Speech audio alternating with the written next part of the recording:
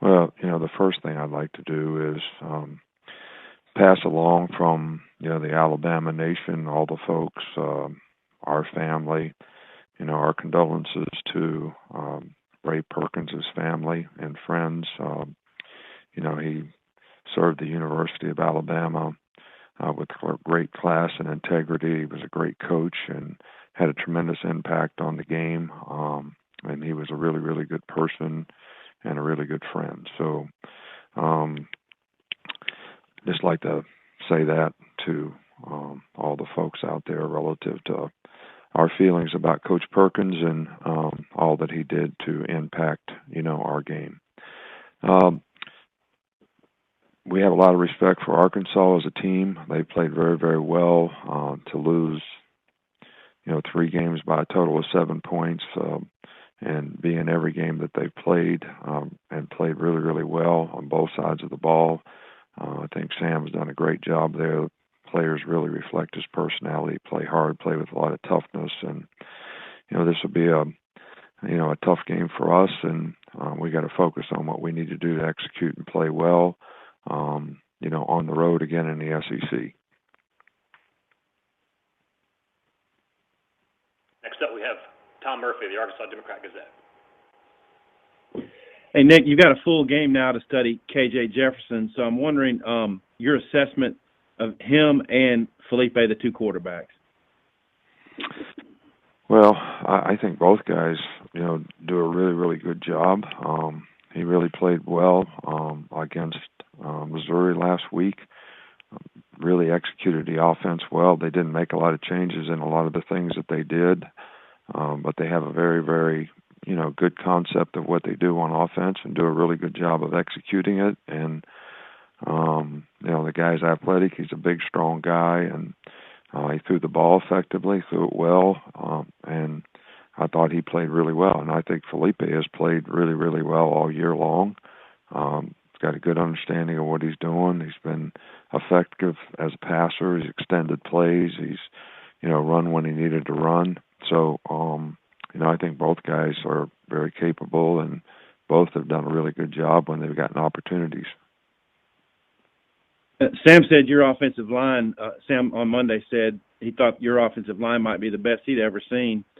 I'm wondering, the balance you have on offense, the explosiveness, speed, and Mack at quarterback, could this be among your best offenses you've had?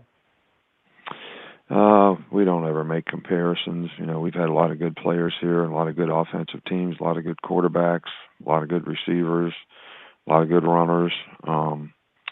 I think the thing that this group does is they play really well together, and they have tremendous balance, and every guy has done a really good job of doing what the coaches have asked them to do, and I think the consistency in their performance sort of reflects that, and the challenge is always, to keep it that way, and that's certainly something that'll be important for us this week. Next is Chris Franklin of NewJersey.com. Hey, Nick. Jalen Hurts will be starting for the Philadelphia Eagles on Sunday. Just wanted to know if we can get your reaction to the news, and also was there an early moment in which you know that he would be a good leader for your team? Well, Jalen was always a great leader for our team, even when he didn't, first came here as a guy, trying to get on the field, and did it as a freshman. And if he didn't have the personality and the charisma that he has as a leader, I don't think he'd have been able to do that. And then to handle the situation that he was in, later in his career, showed tremendous class, and he's a great team guy, and I think players really, really respect that. And my reaction is I'm excited for him, happy for him and his family both. I know this is something that he worked hard for, and now he's got an opportunity, and we just hope and wish him very well that he can take advantage of that and do a good job for, his team. Thank you. Next is Bob Holton, the Arkansas Democrat-Gazette. Hey, Coach, how you doing? Good, Bob. I think it was Mac Jones made his first career start against Arkansas last year. I guess he was a bit of an unknown, unknown quantity at that time. What do you remember about that game? and how he was able to build on that to become the player he is now? Well, I think the experience that Matt got last year after Tua got hurt probably was very, very helpful in his growth and development and maturity as a player. Um, I think, knowledge and experience is always beneficial to players, and what Matt got last year, I think, certainly made him realize what it takes to play, quarterback, at the highest level in college football, in, a very difficult league in the SEC, and I think that probably, made him, created an awareness for him in the off season of what he needed to do to prepare physically and mentally, for this season. So I think, all those things, contributed very positively to, Mac's development and how he's played this year. Well, when he put up those numbers he did against Arkansas, which obviously, wasn't playing real well last year, but do you remember thinking, wow, this guy could be our starter moving forward, Well, I always had confidence in Mac. He had the opportunity to play behind a couple of really good players here, and I think he learned a lot and took advantage of that. And I think, Mac is a great story to me to, spend 3 years, developing as a player behind, Tua, Jalen Hurt, and people like that, and took advantage of every rep in terms of how it enhanced his development, and was willing to have the patience and persistence to sort of, wait his turn and then be ready to take advantage of it when it came. And I think that's almost something that's a little bit unique for, college players now, but, Mac epitomizes it really in terms of how he developed through his career. Thanks. Next is Gene Fernetti of the Florida Times Union. Hey, Coach. There have been more SEC games this year that have reached the 75-point combined threshold than in any other year. How much of that do you just attribute to, having some very high-powered offenses in the league, but also possibly this unusual year putting defenses a little bit behind the eight ball early on? Well, I think it's probably a combination of both. I think there are some really good offenses. I think there's some really good quarterbacks. I think, people are doing a really good job offensively, taking advantage of, rules of RPOs, blocking downfield on pass plays, caught behind the line of scrimmage. This has created a different style of play offensively, which is very difficult to defend.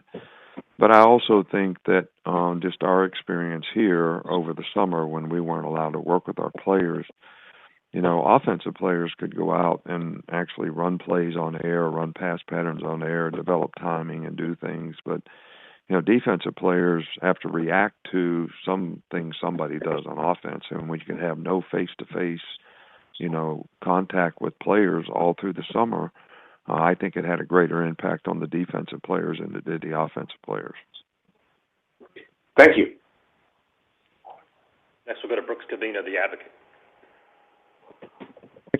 This season with roster management, I'm wondering how different it is. I mean, with even the ability to re-recruit some seniors who might normally have, no eligibility left, and knowing that you only have 85 scholarships to have on your team. So I'm curious how you approach that. Well, I haven't really talked to our seniors, yet about anybody who wants to come back. We would welcome anybody that would want to come back. We have quite a few juniors who may go out for the draft. So this is something that, I've told the players that after we play on December 19th, we'll spend some time addressing it before we move on in whatever direction that we move on in from there. So it's something that I have not addressed. I've thought about it a lot, but I've not addressed it with the players or the team. But I could see some benefit for some of the players to come back, and I could see that it could cause some roster management problems relative to how many players you recruit. Yeah, I've talked to the other coaches on this conference, and it seems like everybody seems to be in a different spot. Some are playing with fewer than 85 others, and I know recently it kind of got more rigid with the how you can only get 25 in 1 year and such. I mean, are there still things to work through, and what do you think could benefit teams in the future? Well, I think that a couple things with roster management. I mean, if we're going to make it so guys can transfer whenever they want, I think we've already done that with graduates, guys that graduate. I think you ought to get, if you have a guy that graduates, you've done your sort of job with the player. He's developed in your program. He's got another year of eligibility. He graduated from school. If he chooses to go someplace else, you ought to be able to replace that initial. I think with more and more players going out early for the draft, some kind of way, if those players leave school early in good standing academically, maybe you should be able to replace those so that you can get to the 85 number. And I think, teams that have good players, like the teams in our league, the top teams in our league, they're probably going to be more susceptible to losing players than, maybe some other teams. So, and I do think it's going to be difficult for some of us to get to 85 if we don't get some relief, some kind of way on some of those things. Yeah, appreciate it. Thank you. Coach, that's all of our time. Thank you. Thank you for your words about Coach Burke. Well, we're looking forward to playing the best team in the country on Saturday. So explosive on offense. They're big, physical, powerful offensive line, as good as I've ever seen in college football. Defensively, they've got Coach Saban all over them. I've been playing Alabama for a long time, and they're big, physical, run to the football, good in the front level, good at linebacker and the secondary, very, very skilled returners, and they're a really good football team. We're excited to see where our football team is at this point in time in the season against the best team in the country.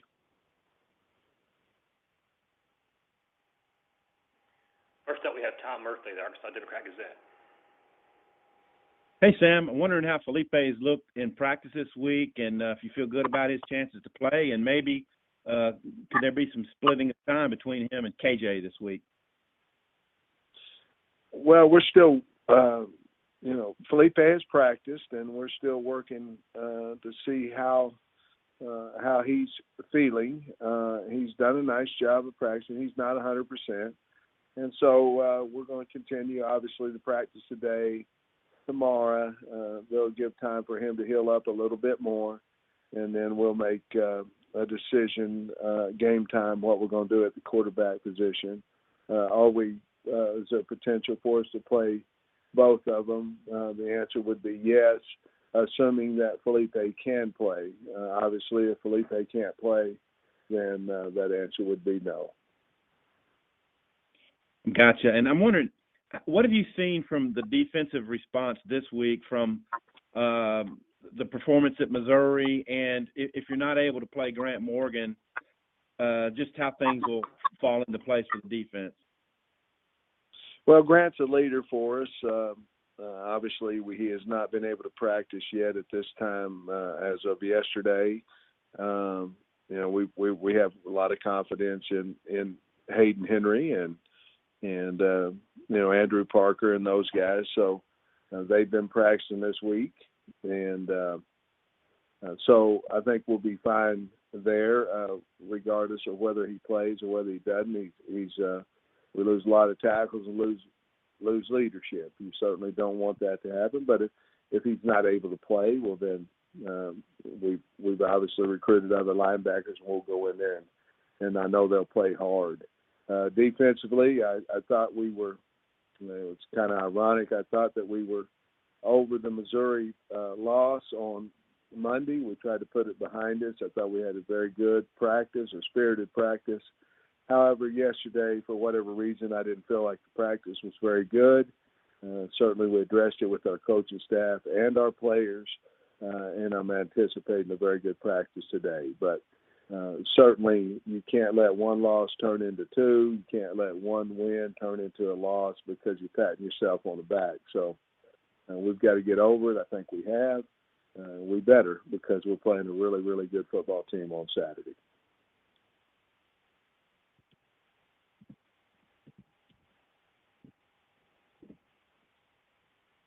Next is Jitri Estes of the Tennessean. Yeah, hey, Coach, I wanted to ask you about one of your former players in Isaiah Wilson. What stands out to you most from your time with Isaiah, and have you kept in contact with him during what's been a little bit of a rough rookie season for him in the NFL? Yeah, I've talked back and forth with Isaiah. Obviously, this season hasn't gone quite as well as it probably should have, and he's certainly had things to do with that himself. And but for me, he played more snaps than anybody else on the O-line. He was very tough, very consistent. And I think this is a little bit out of character, and I hope and pray that he's getting turned around, because I think he'll have a lot of value in the NFL, and he just got off to a rocky start, and he can fix that, and I believe he will. When you have talked to him, I mean, what's kind of been your message? Given there's been a lot of transition for him, in addition to COVID year and everything else that's kind of gone into this. Well, I'd like to keep that between us, but the general conversation was, you're a grown man, you're making grown man wages, and you have responsibilities, and you certainly have to abide by all the responsibilities you have, and I'm sure that he'll get that done. Thanks, Coach. Mm-hmm. Next is Brooks Cavina, the Advocate.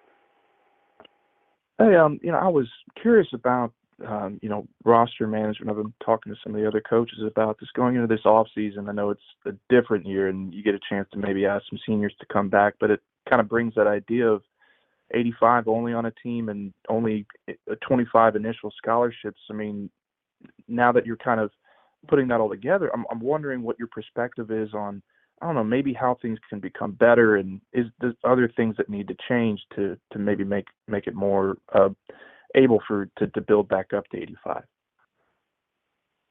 Well, I think more than ever, coaches have to certainly communicate with each and every player on their football team. Some kids develop later than others, and we know we're in the SEC, so all of our players are good players on everybody's team. Some may have better players than others, but every one of them, if they've received a scholarship in the SEC out of high school, they were fine football players. That's just the bottom line. So, keep roster management. You have to keep your players, and to do that, you certainly have to have communication with them. You have to be honest with them of where they're sitting on the depth chart, where they can move up on the depth chart, because the bottom line is you don't have to worry about roster management if you're not losing players. And so that's my perspective on it.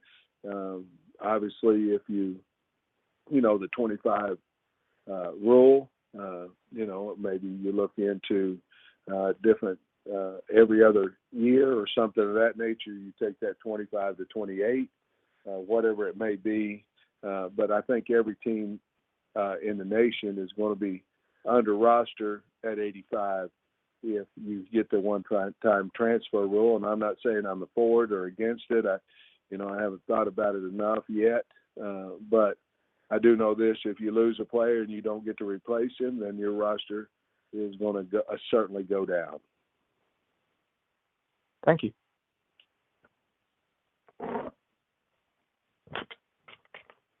Next is Bob Holt, the Arkansas Democrat Gazette. Hey, Sam, how you doing?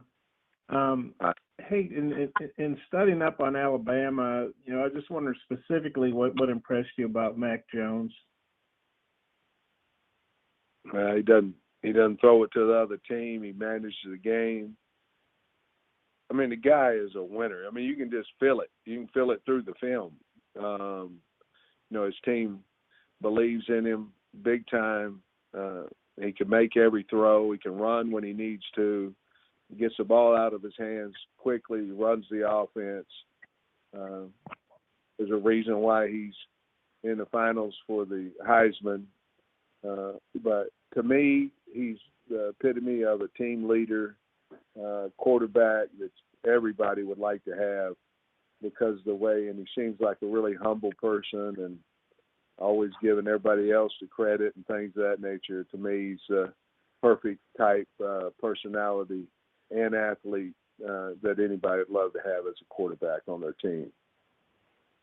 And then obviously, I know you'd love to have Felipe back if possible Saturday, but considering how KJ played at Missouri, how much better does that make you feel if he's got to be the guy against Alabama?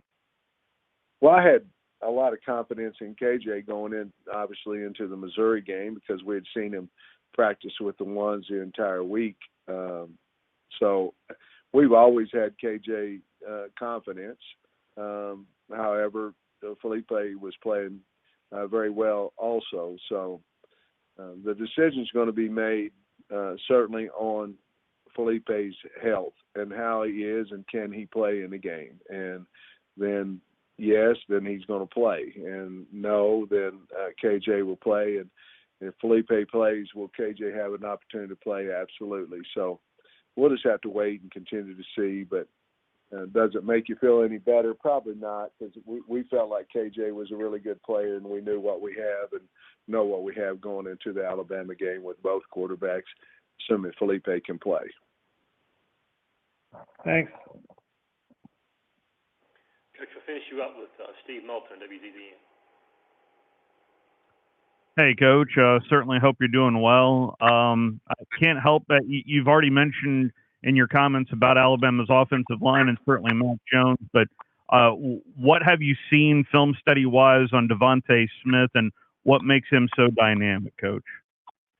Well, he's fast. He can catch anything close and near to him.